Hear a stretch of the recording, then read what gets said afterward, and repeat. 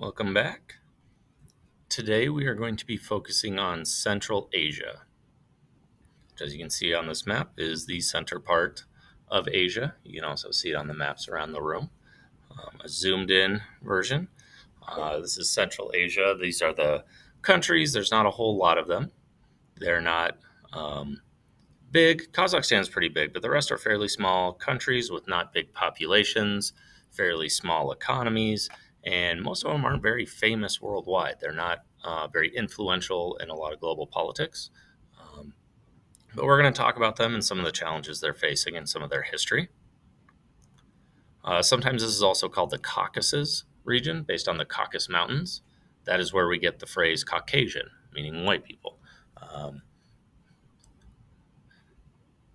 Most of these countries, as we go back to the map, Kazakhstan, Uzbekistan, Turkmenistan, you notice a lot of them end in the name Stan, which isn't anything necessarily complicated, it just means land of.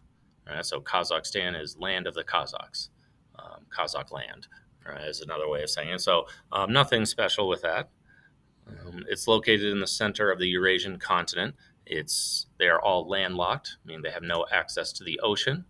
Um, they have been sort of in the middle of some major cultures between the Middle East, Asia, and Europe. They're kind of squeezed in the middle, so they get influenced by all these different cultures and economies and histories and all those different things. More recently, most of these countries were conquered by the Soviet Union, which was what Russia used to be. We learned about Russia when it was a communist country. It used to own all of these countries. It conquered them. And when the Soviet Union collapsed, all these countries became independent. So they're only like 30, 32 years old. They're not very old countries. Their cultures are old, and they see themselves as a different ethnicity from Russia, but they haven't had their independence since like the 1990s. So they're very young countries.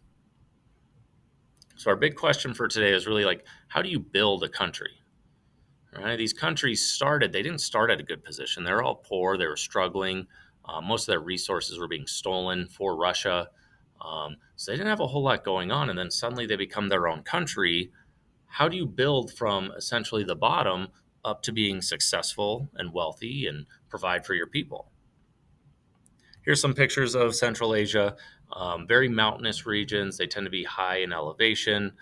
So you get these high elevation plains, mountains. It's not heavily populated, not a lot of people, not a lot of resources, not a lot of good farmland. And there are a few cities. This is one of the cities in Kazakhstan, but there aren't a whole lot of them. There's one in Uzbekistan. The most common religion in all these countries is going to be Islam. So they're mostly Islamic. And they have more ties to the Middle East historically than to, say, like Eastern Asia. A lot of these populations and cultures are nomadic, meaning they move from place to place. They're not always in one location.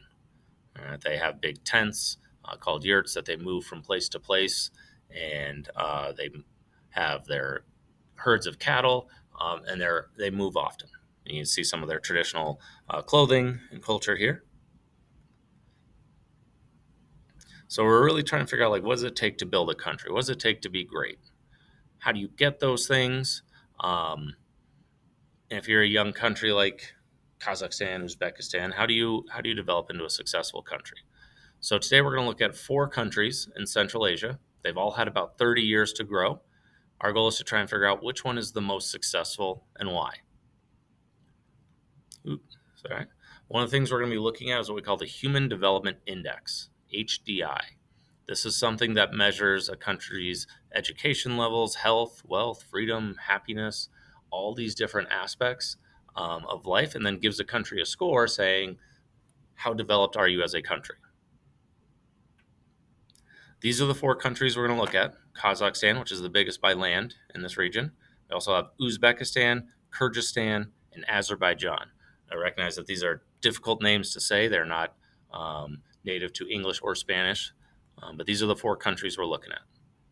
So we'll start with Kazakhstan. Like I said, this is the biggest one.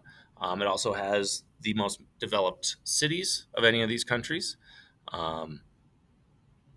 One of its big resources, one of the things that it's making it economically successful, is a lot of rockets get launched from Kazakhstan. It used to be the center of the Soviet Union's space program, and today it launches satellites into space. So a lot of American satellites are actually launched from Kazakhstan, not the United States. Next, we got Kyrgyzstan.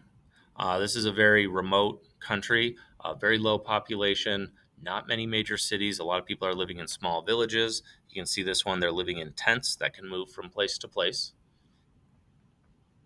Again, you can see those tents in this picture, and you can see some of the traditional clothing. We are going to watch a video of Kyrgyzstan. You can see some of the mountains. We'll watch that whole class. You can pause this video if you need to. Next, we got Uzbekistan. Uzbekistan is significantly Islamic. I said of all the countries, this one is most similar to Iran in the Middle East. What Uzbekistan is famous for is unfortunately not good news. Uzbekistan is famous for its cotton. So they grow, you can see in the background, the cotton plant. You pick these white cotton balls out of the plant, which is kind of difficult to do. You have to use your hands to pull it out, and it's very spiky and awkward and difficult. And once you've picked it, you can stretch it, clean it, and turn it into cloth. And unfortunately, in Uzbekistan, most of this cotton is being picked by slaves. So this girl is unfortunately a slave. She has no control over her life. She is forced to pick cotton. This cotton is then bought by several companies like, say, like Nike or something, who will turn it into clothing, shoes, stuff like that. Last, we have Azerbaijan, which is on the other side of the Caspian Sea. Still landlocked. This Caspian Sea is actually a lake.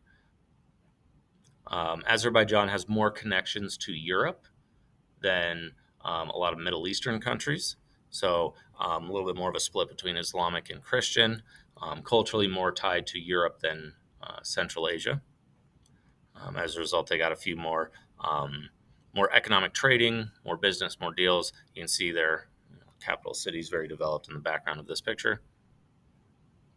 So what we're going to do today is we're going to pretend the Olympics are trying to decide where to place their next event. And they base this on the success of a country. All right, so we got 4 countries we're looking at today. Which one of these 4 do you think would be the best to host the Olympics? Which one is most developed, most successful in that aspect? What we're going to do is we're going to start looking at different maps, and we're going to try and pull out facts. Now we're looking for simple facts. So here we got one. This is showing population in Asia. And it's a little difficult to see where the countries are. Here's Kazakhstan, Kyrgyzstan, Uzbekistan, Azerbaijan. And what you have to do as you go to each map is you have to find a fact. Just find one important detail about each country. So I can say Kazakhstan has low population, between 10 and 100 million. Kyrgyzstan, very low population, less than 10 million. Uzbekistan, low population. Azerbaijan, very low population. The idea behind this is we are going to go around and do a gallery walk, and you're going to find a ton of facts about each of these 4 countries, and then ultimately you're going to have to decide which one should deserve the Olympics. All right, I'll leave this map up so you can see where the countries are. So find important facts and details. You're going to highlight positive facts and negative facts. Then you're going to rank them based on which one you think is most successful, and then explain why.